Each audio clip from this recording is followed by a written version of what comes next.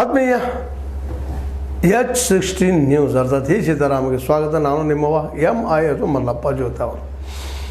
ವಿಶೇಷವಾಗಿ ದಲಿತರಿಗೆ ಅಥವಾ ಆದಿವಾಸಿಗಳಿಗೆ ರಿಸರ್ವೇಷನ್ ಅದಿಲ್ಲ ಅಂತಲ್ಲ, ಏನಾದರೂ ಉದ್ಯಮ ಮಾಡೋದಕ್ಕಾಗಲಿ ಮತ್ತದಕ್ಕಾಗಲಿ ಸರ್ಕಾರದಿಂದ ನೆರವು ಪಡೆಯುವಂಥ ಎಲ್ಲ ಅವಕಾಶಗಳು ಮಾಡಿಕೊಟ್ಟಿದ್ದಾರೆ ರೆಕಾರ್ಡದಲ್ಲೇ. ಆದರೆ ಇತ್ತೀಚೆಗೆ ಬೆಂಗಳೂರಿನಲ್ಲಿ ನಡೆದಂಥ ದಲಿತ ಉದ್ಯಮಿಗಳ ಒಂದು ಸಂಘಟನೆ ದಲಿತ ಉದ್ಯಮಿದಾರರ ಸಮಾಲೋಚನಾ ಸಭೆಯಲ್ಲಿ ಬಹಳ ಮುಖ್ಯ ಚರ್ಚೆ ಆದಿದ್ದೇನಪ್ಪ ಅಂದ್ರೆ, ಇಲ್ಲಿ ಅಧಿಕಾರಶಾಹಿ ಜನ ಈ ದಲಿತ ಉದ್ಯಮಿಗಳಿಗೆ ಬೆಳೀಲಿಕ್ಕೆ ಕೊಡ್ತಾ ಇಲ್ಲ, ಅವಕಾಶಗಳು ಮಾಡಿಕೊಡ್ತಾ ಇಲ್ಲ ಅನ್ನೋಂಥ ಆರೋಪ. ಇವರು ಪ್ರತಿಯೊಂದು ರಂಗದಲ್ಲಿ ಮುಂದೆ ಬಂದರೆ ನಮ್ಮದು ಏನಪ್ಪ ಅನ್ನುವಂಥ ಪರಿಸ್ಥಿತಿ ಎಲ್ಲೇ ಅದರಲ್ಲೂ ಮೇಲ್ಜಾತಿ ಜನರಿಗೆ ಮಾಡ್ತಾಯಿದ್ದಾರೆ ಅಂತ ಅವರು ಹನುಮಂತಯ್ಯ ದಲಿತ ಉದ್ಯಮಿದಾರರ ಸಂಘದ KDEA ಅದರ ಅಧ್ಯಕ್ಷ ಆರೋಪ ಮಾಡ್ತಾಯಿದ್ದಾರೆ. ಇಲ್ಲಿ ಅಧಿಕಾರಶಾಹಿ ಜನ ನಮಗೆ ಸಹಾಯ ಮಾಡ್ತಾಯಿಲ್ಲ, ನಮಗೆ ಭೂಮಿಯನ್ನು ಕೊಡ್ತಾ ಇಲ್ಲ. ಅದು ಮಲ್ಟಿ ನ್ಯಾಷನಲ್ ಕಂಪ್ನಿ ಆಗಿದ್ದರೆ, ಅಂತಾರಾಷ್ಟ್ರೀಯ ಕಂಪ್ನಿಗಳಾಗಿದ್ದಪ್ಪ ಅವ್ರಿಗೆ ಬಿಲಿಯನ್ ಇರ್ಬೋದು ಅಂಥವ್ರಿಗೆ ಮಾತ್ರ ನೂರಾರು ಎಕರೆ ಭೂಮಿಯನ್ನು ಕೊಡ್ತಾರೆ. ನಮಗೆ 24.1 ನಮ್ದು ಏನು ರಿಸರ್ವೇಷನ್ ಐತಿ ಅದರಾಗ ಸಹಿತ ಕೊಡೋದಿಲ್ಲ ಅಂತ ಭಾಳ ಎಳೆತಾಗಿಸ್ತಾರೆ, ಭಾಳ ತ್ರಾಸ ಮಾಡ್ತಾರೆ, ಅಡ್ಡಾಡಿಸಿ ಇಡ್ತಾರೆ ಅನ್ನೋವಂಥದ್ದು ಅವ್ರ ಪ್ರಮುಖವಾದ ಆರೋಪ. ಅವ್ರದಿಂದ ನಾವು ಹಿಂಗೆ ಮಾಡಲಿಕ್ಕೆ ಇದ್ದಿದ್ರೆ ನಾವು ಬೀದಿಗಿಳಿದು ಹೋರಾಟ ಮಾಡಬೇಕಾಗ್ತಾರಪ್ಪ ಅಂತ ಹೇಳ್ತಾ ಇದ್ದಾರೆ. ಆ ಸಭೆಯಲ್ಲಿ ಅನೇಕ ಈ ಒಂದು ನಮ್ಮ ದಲಿತ ಉದ್ಯಮಿಗಳು ಭೇಟಿಯಾಗಿ ಒಬ್ಬರಿಗೂ ಪರಿಚಯ ಮಾಡಿಸೋದು ಅಷ್ಟಲ್ಲ, ಇಲ್ಲ ನಾವೇನಾದರೂ ಮಾಡಬೇಕಾದ್ರೆ ತೊಂದರೆಗಳಿದ್ದಾವೆ ಅಂತ ಎಲ್ಲರಿಗೂ ಒಂದೇ ಅಭಿಪ್ರಾಯ. ಕೆಲವೊಂದು ಕಡೆ ಕೆಲವೊಂದಿಷ್ಟು ಏನು ಕರ್ನಾಟಕ ಕೈಗಾರಿಕಾ ಪ್ರದೇಶ ಅಭಿವೃದ್ಧಿ ಮಂಡಳಿ ಏನಿದ್ದಾವ ಇವರು ಇರುತ್ತಿರುವಂಥ ಅಧಿಕಾರಿಗಳು ಅವ್ರ ಆಫೀಸಲ್ಲಿ ಸದ ಕೆಲವೊಂದು ಕಡೆ ಒಳಗೆ ಬರಗೂಡುವುದಿಲ್ಲ ಅನ್ನೋಷ್ಟು ಮಟ್ಟಿಗೆ ಆರೋಪ ಮಾಡ್ತಾ ಇದ್ದಾರೆ. ಇದು ನಿಜಾನ ಅಂತ ಹೇಳೋ ಪ್ರಶ್ನೆ ಇಲ್ಲ. ಈ ದೇಶದ ಒಂದು ಜಾತಿ ವ್ಯವಸ್ಥೆಯನ್ನು, ಇಲ್ಲಿ ಅರ್ಥವ್ಯವಸ್ಥೆಯನ್ನು, ಇಲ್ಲಿ ಸಾಮಾಜಿಕ ವ್ಯವಸ್ಥೆಯನ್ನು, ರಾಜಕೀಯ ವ್ಯವಸ್ಥೆಯನ್ನು ನೋಡಿದಾಗ ಇದು ಸಾಧ್ಯದಪ್ಪ ಅಂತ ಹೇಳಬೇಕಾಗ್ಯದ. ಯಾಕಂದ್ರೆ ಅವರು ಉದ್ಯಮ ಮಾಡಬೇಕು ಅಂದರೆ ಉದ್ಯಮ ಮಾಡಬೇಕು, ಬೆಳಿಬೇಕು ಅನ್ನೋದು ಉದ್ದೇಶ ಸರ್ಕಾರ ಮಾಡೋದಿಲ್ಲ ಅಂತಲ್ಲ, ಆದರೆ ಅದು ಹೋಗಿ ಮುಟ್ಟಬೇಕಲ್ಲ ಅವ್ರಿಗೆ. ಯಾವ ಪ್ರಮಾಣದಲ್ಲಿ ಮುಟ್ಬೇಕು ಅದು ಮುಟ್ತಾ ಇದೆಯಾ ಅನ್ನುವಂಥದ್ದು ದೊಡ್ಡ ಪ್ರಶ್ನೆ.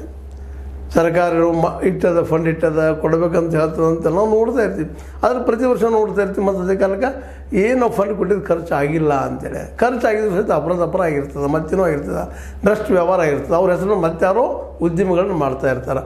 ಇದನ್ನು ಸಹಿತ ನಾವು ಕಾಮನ್ ಆಗಿ ಮೇಲೆ ನ್ಯೂಸ್ಗಳಲ್ಲಿ ನೋಡ್ತಾ ಇರ್ತೀವಿ, ಹೇಳ್ತಾ ಇರ್ತೀವಿ. ಹೌದಪ್ಪ ಇದು ಯಾರ್ದೋ ನಮ್ಮ ದಲಿತ ಬಾಂಧವರ ಭೂಮಿ ತೊಗೊಂಡಿದ್ದಾರೆ ಅಥವಾ ಅವ್ರ ಹೆಸರ ಮೇಲೆ ಇನ್ನೊಬ್ರು ಮಾಡ್ತಾಯಿದ್ದಾರೆ ಇಂಥವು ಕೇಳ್ತಾ ಇದ್ದೀವಿ.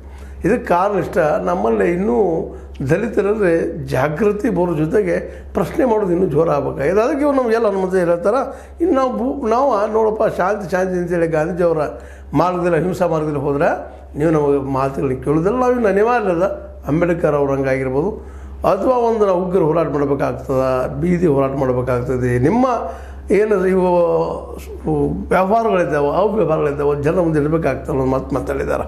ಇಷ್ಟೆಲ್ಲ ಮಾತಾಡ್ಬೇಕಾದ್ರೆ ಅವ್ರು ನಿಜವಾಗಿಯೂ ನೋವಾಗಿದೆ ಅನ್ನೋದ್ರಲ್ಲಿ ಎರಡು ಮಾತಿಲ್ಲ. ಮತ್ತು ಇನ್ನೊಂದು ಮಾತು ಹೇಳ್ತಾರೆ ಅವರು ಆ ಸಂದರ್ಭದಲ್ಲೇ ಹನುಮಂತಯ್ಯನವರು, ನಮಗೊಂದೇನು ಭೂಮಿನೂ ಕೊಟ್ಟರು ಸಹಿತ ಅಲ್ಲಿ ನೀರಿನ ವ್ಯವಸ್ಥೆ ಇರೋದಿಲ್ಲ, ದಿನ್ನಿ ಇಳುವ ಇಲ್ಲಿ ಕಗ್ಗಾಡ ಕೊಟ್ಟಂಗೆ ಕೊಟ್ಟಿರ್ತಾರೆ, ಸಂಪರ್ಕಕ್ಕೆ ಮಾರ್ಗಗಳು ಇರೋದಿಲ್ಲ, ಇಂಥ ಜಾಗ ಹುಡುಕೊಡ್ತಾರೆ. ಇದರಿಂದಾಗಿ ನಾವು ಕೈಗಾರಿಕೋದ್ಯಮಿ ಆಗಬೇಕು, ಮತ್ತೇನಾಗಬೇಕು, ಬೆಳಿಬೇಕು ಅನ್ನೋದಕ್ಕೆ ಅವಕಾಶಗಳು ಸಿಗ್ತಾ ಇಲ್ಲ. ಎಲ್ಲೋ ಒಂದಿಷ್ಟು ಜನ ಪಾಪ ಏನೋ ಅವರು ಉದ್ಯೋಗ ಮಾಡಿ ಅವ್ರ ತಂದೆ ಒಂದು ಬಂದಿದ್ದು ಅವ್ರು ಸ್ವಲ್ಪ ಪೆನ್ಷನ್ ದುಡ್ಡು ಆ ದುಡ್ಡು ಈ ದುಡ್ಡು ಹಾಕಿ ಸರ್ಕಾರದಿಂದ ದುಡ್ಡನ್ನು ಹಾಕ್ಕೊಂಡು ಇಂಡಸ್ಟ್ರಿ ಮಾಡ್ಬೇಕಂದ್ರೆ ಆ ಶುರು ಆದ್ರೊಳಗೆ ಹೈರಾಣಾಗಿ ಹೋಗಿಬಿಡ್ತೀವಪ್ಪ ನಾವು ಅಂತೇಳಿ. ಹೌದು, ಸತ್ಯನೂ ಅನಿಸ್ತದೆ. ಇವತ್ತು ನಾವು ಒಂದು ಸಣ್ಣ ಇಂಡಸ್ಟ್ರಿ ಶುರು ಮಾಡ್ಬೇಕಂತ ಮಾಡಿದ್ದೀವಿ, ನಮಗೆ ಎಷ್ಟು ತೊಂದರೆಗಳು ಆಗ್ತಾ ಇದ್ದಾವಪ್ಪ. ಸರ್ಕಾರದಿಂದ ಏನೂ ಹೆಲ್ಪ್ ಇಲ್ಲ, ಸ್ಟಾರ್ಟಪ್ ಅದು ಇದು ಭಾಳಷ್ಟು ಹೇಳ್ತಾ ಇರ್ತಾರೆ. ಎಲ್ಲ ಕಡೆ ಅಪ್ಲಿಕೇಶನ್ ಹಾಕಿಯೂ ಆಯಿತು, ಇವತ್ತು ದಿವಸ ತೊಂದರೆ ಅನುಭವಿಸ್ತಾ ಇದ್ದೀವಿ. ಎಲ್ಲೋ ಒಂದಿಷ್ಟು ಪ್ರೈವೇಟ್ ಒಂದಿಷ್ಟು ಬ್ಯಾಂಕ್ಗಳಲ್ಲಿ ಎಲ್ಲೇ ಹೋಗಿ ಸಹಕಾರಿ ಬ್ಯಾಂಕ್ಗಳು ಲೋನ್ ತಂದು ಅವ್ರ ಬಡ್ಡಿ ತಿಂಗಳು ತುಂಬದಿದ್ರೆ ಅವ್ರ ಕಿರಿಕಾಟ ಒಂದು ಹಂತಕ್ಕೆ ಬರೋ ತನಕ ಇವು ಸಹಿತ ನಮ್ಮ ಆರಾಮ ಹಂತದಲ್ಲಿ ಭಾಳಷ್ಟು ತೊಂದರೆ ಆಗೋದ್ರಿಂದಾಗಿ ಇಂಥ ಸಾಹಸ ಮಾಡೋದಕ್ಕೆ ಯಾರೂ ಹೋಗ್ತಾ ಇಲ್ಲ ಅನ್ನೋದು ಅಷ್ಟೇ ಗಮನಾರ್ಹ. ಅದರಲ್ಲೂ ದಲಿತ ಸಮುದಾಯದ ಜನರಲ್ಲಿ ಭಾಳ ಜನ ಭೂಮಿ ಇದ್ದಂಥವ್ರು, ಭಾಳ ಶ್ರೀಮಂತರು ಅಂಥವ್ರಿಲ್ಲ, ದುಡ್ಡು ಹಾಕ್ಬೇಕಂತ ಅನ್ನೋಂಥವ್ರಿಲ್ಲ. ಭಾಳಷ್ಟು ಕಂಪ್ನಿಗಳೇನು ಒಂದಿಷ್ಟು ಏನೋ ಗೌರ್ಮೆಂಟ್ ಜಾಬ್ ಹೊಡೆದವ್ರು ಒಂದಿಷ್ಟು ಅವ್ರು ಕುಟುಂಬಗಳನ್ನು ಉದ್ಧಾರ ಮಾಡಿಕೊಂಡಿದ್ದಾರೆ ವಿನ ಒಂದು ಸಮುದಾಯಕ್ಕೆ ಸಮಾಜಕ್ಕೆ ದೊಡ್ಡ ಪ್ರಮಾಣದಲ್ಲಿ ಹೆಲ್ಪ್ ಮಾಡಬೇಕು ಅನ್ನೋಷ್ಟು ಮಟ್ಟಿಗೆ ಬೆಳೆದಿಲ್ಲ ಅನ್ನೋದು ಅಷ್ಟು ಸತ್ಯದ. ಬೆಳಪ ಒಂದು 100 ಕೋಟಿ ಇದಾವೆ, 50 ಕೋಟಿ 70 ಕೋಟಿ ಇದಾವೆ, ಒಂದೇನೋ ಇಂಡಸ್ಟ್ರಿ ಮಾಡ್ತಾರೆ ಅನ್ನೋಂಥವ್ರು ಯಾರೂ ಇಲ್ಲ ಅನ್ನೋದು ಅಷ್ಟೇ ಗಮನಾರ್ಹದ. ಈ ದಿಶೆಯಲ್ಲೇ ನಮ್ಮ ಎಲ್ ಹನುಮಂತಯ್ಯನವರ ಆರೋಪದಲ್ಲಿ ನಿಜ ಅದ ಅಂತೇಳಿ ಮತ್ತಿನ್ನು ಮತ್ತು ಈ ಮಾತಿನ ಈ ಸಂದರ್ಭ ನೆನಪಿಸ್ಕೊಳ್ಳೋದೇನಪ್ಪ ಅಂದ್ರೆ ನಮ್ಮ ದಲಿತ ಸಮುದಾಯದಲ್ಲಿ ಒಂದು ಸ್ವಲ್ಪ ಜಾಗೃತಿಯಾಗಿ ನಾವು ಉದ್ಯಮಿಗಳನ್ನ ಮಾಡಬೇಕು, ಉದ್ಯಮದಾರರು ಆಗಬೇಕು ಅಂತ ಆಸೆ ಹುಡುಕೊಳ್ತಾ ಇದ್ದಲ್ಲ, ಅದು ಮೆಚ್ಚುವಂಥ ವಿಷಯ. ಆದರೆ ಮೆಚ್ಚೋದ್ರಿಂದ ಕೆಲಸ ಆಗೋದಿಲ್ಲ, ಯಾವುದಾದ್ರೂ ಬಂಡವಾಳ ಬೇಕಾಗ್ತದೆ. ಬಂಡವಾಳ ಸಿಗೋದು ಮಾತ್ರ ಸುಲಭಿಲ್ಲ. ಈವನ್ ಬ್ಯಾಂಕರ್ಸ್ ಸಹಿತ ಲೋನ್ ಕೊಡೋ ಮುಂದೆ ಎಷ್ಟು ತೊಂದರೆ ಕೊಡ್ತಾರೆ, ಎಷ್ಟು ಅಡ್ಡಾಡಿಸ್ತಾರೆ, ಏನು ಮಾಡ್ತಾರೆ ಅನುಭವಿಸ್ದವ್ರಿಗೆ ಗೊತ್ತವು. ಇನ್ನು ಅದರಾಗೂ ದಲಿತ ಸಮುದಾಯಕ್ಕೆ ಇದ್ರಪ್ಪ ಅಂದ್ರೆ ಅಲ್ಲಿ ಮೇಲ್ಜಾತಿ ಜನ ಏನಾದರೂ ಮತ್ತು ವಿಶೇಷವಾಗಿ ಬ್ಯಾಂಕಿಂಗ್ ಸೆಕ್ಟರ್ ಆಗಲಿ ಮತ್ತು ಅವ್ರು ದುಡ್ಡು ಹರಿದಾಡೋ ಸೆಕ್ಟರ್ಗಳನ್ನು ಮೇಲ್ವರ್ಣ ಜಾತಿ ಜನ ಹೆಚ್ಚಿಗಿರ್ತಾರೆ. ಅವರು ಆದಷ್ಟು ಈ ವ್ಯವಹಾರಗಳಾಗದಂಗೆ ಇವು ಬೆಳೆದಂಗೆ ನೋಡುವಂಥ ಪನವಿಗಳು ಭಾಳ ನಾವು ಗಮನಿಸಿದ್ವಿ. ಯಾಕಂದ್ರೆ ಏನೋ ಸ್ಕೂಲ್ ತೆಗಿಬೇಕು, ಪನವಿನ ಮಾಡಬೇಕು, ಒಂದಿಷ್ಟು ಉದ್ಯಮದಾರರಾಗಬೇಕು ಅಥವಾ ಅದ್ರ ಜೊತೆ ಮತ್ತೆ ಬೇರೆ ಉದ್ಯೋಗಗಳು ಮಾಡಬೇಕು ಅಂದಾಗ ಈ ಎಲ್ಲ ಒಂದು ಹಡಲ್ಸ್ ಅಂತೀವಿ ನಾವು, ಅಡೆತಡೆಗಳು ಇವುಗಳನ್ನ ದಾಟಿ ಹೋಗೋದು ಭಾಳ ಕಷ್ಟ ಅನ್ನೋದು ಅಷ್ಟ. ಪ್ರತಿಯೊಬ್ಬ ಇಂಡಸ್ಟ್ರಿಯಲಿಸ್ಟ್ ಆಗಿರ್ಬೋದು, ಇವನ್ನ ಜಾಬ್ ಹಿಡಿಯೋದ್ರಲ್ಲೂ ಸಹಿತ ಅಲ್ಲೂ ಸಹಿತ ಸಾಕಷ್ಟು ತೊಂದರೆಗಳು ಅನುಭವಿಸುವಂಥದ್ದು. ಎಲ್ಲೋ ನೂರಲ್ಲಿ ಒಂದು 4 ಜನಕ್ಕೆ ಜಾಬ್ ಸಿಕ್ಕಿರ್ಬೋದಿಲ್ಲ, ಎಲ್ಲರಿಗೂ ಜಾಬ್ ಸಿಗುವಂಥದ್ದು, ರಿಸರ್ವೇಷನ್ ಇದ್ದು ಸಿಗುವಂಥದ್ದು ಇಲ್ಲ ಅನ್ನೋ ಸಹಿತ ಅಷ್ಟೇ ಗಮನಿಸಬೇಕಾಗಿದೆ.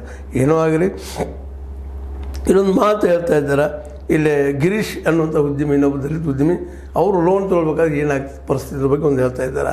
ದಲಿತ ಉದ್ಯಮಿಗಳು ರಾಜ್ಯ ಹಣಕಾಸು ನಿಗಮದಲ್ಲಿ 1 ಕೋಟಿ ಸಾಲಕ್ಕೆ ಅರ್ಜಿ ಹಾಕಿದ್ದರೆ 15 ಲಕ್ಷದಿಂದ 20 ಲಕ್ಷ ಲಂಚ ನೀಡಬೇಕಿದೆ. 15ರಿಂದ 20 ಲಕ್ಷ ಲಂಚ ಕೊಡ್ಬೇಕು ಅಂತ ಹೇಳ್ತಾ ಇದ್ದಾರೆ, ಆರೋಪ ಮಾಡ್ತಾ ಇದ್ದಾರೆ ಗಿರೀಶ್ ಅವರು. ನೀಡಬೇಕಿದೆ, ಇದೇ ಹೊರೆಯಾಗಿದೆ. ಗಿರೀಶ್ ಅನ್ನೋದು ಉದ್ಯಮಿಯವರು ಹೇಳ್ತಾರೆ, ಅಲ್ಲಿ ಭೇಟಿ ಆದವರು ಚರ್ಚೆ ಮಾಡಿದವರು. ನೋಡಿರಿ, 1 ಕೋಟಿ ರೂಪಾಯಿ ಲೋನ್ ತೊಗೋಬೇಕಾದ್ರೆ ಲೋನ ಹಣಕಾಸು ನಿಗಮದಲ್ಲಿ ಕೋಟಿ ಸಾಲಕ್ಕೆ ಅರ್ಜಿ ಆಗಿದೆ. 1 ಕೋಟಿ ತೊಗೋಬೇಕಾದ್ರೆ 15ರಿಂದ 20 ಲಕ್ಷ ರೂಪಾಯಿಗಳು ನೀವು ಅಲ್ಲಿ ಕೊಡಬೇಕಾಗ್ತದೆ ಅಂತೇಳಿ ನೋವಿನಿಂದ ಹೇಳ್ತಾ ಇದ್ದಾರೆ.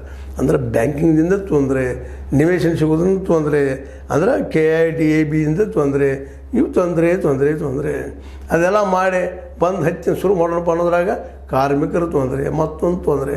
ಇದಕ್ಕೆ ಕಾರಣ ಏನಂದರೆ ನಮ್ಮ ಇತಿಹಾಸದುದ್ದಕ್ಕೂ ನಾವು ದಲಿತರೊಂದಿಗೆ ಪಾಪ ಅವ್ರಿಗೆ ಭೂಮಿನೂ ಹಂಚಕ್ಕೆ ಹೋಗಲಿಲ್ಲ, ಜೊತೆಗೆ ಅವ್ರನ್ನ ಕೇವಲ ದುಡಿತದ ಒಬ್ಬ ಶೂದ್ರನ್ನ ಇಟ್ಕೊಂಡು ಬಂದುಬಿಟ್ಟಿವಿ. ಇವತ್ತು ಇವ್ರು ಏನೋ ಮಾಡ್ಬೇಕಂತ ಹೇಳ್ತಾ ಇದ್ದಾರೆ, ಏನೂ ಆಗ್ತಾಯಿಲ್ಲ. ಇದು ಸೇರಿ ಸರ್ಕಾರ ಸ್ವಲ್ಪ ಗಮನ ಹರಿಸಿ ನಿಶ್ಚಿತವಾಗಿ ಇದು ಏನು ಪ್ರಾಬ್ಲಮ್ ಅದ ಅನ್ನೋದು ಅವ್ರನ್ನ ಕರೆಸಿ ಮಾತಾಡಿ ಪರಿಹಾರ ಮಾಡ್ಬೇಕಾಯ್ತು ಸರ್ಕಾರದ ಕೆಲಸ.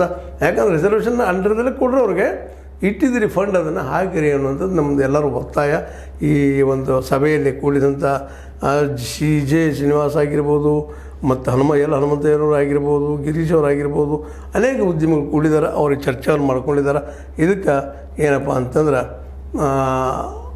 ಒಂದು ಪರಿಹಾರ ನೋಡೋಕ್ಕೂ ಕೆಲಸ ಸರ್ಕಾರದಿಂದ ಆಗಲಿ ಅಂತ ಹೇಳ್ತಾ, ಅಂಬೇಡ್ಕರ್ ಅವ್ರು ಕೊಟ್ಟಂತಹ ಸವಲತ್ತುಗಳು ಸಹಿತ ಇವತ್ತು ಸಿಗೋ ಸ್ಥಿತಿಯೊಳಗೆಲ್ಲ ಇನ್ನುಳಿದವ್ರಂಥ ಪರಿಸ್ಥಿತಿ ಇಲ್ಲ.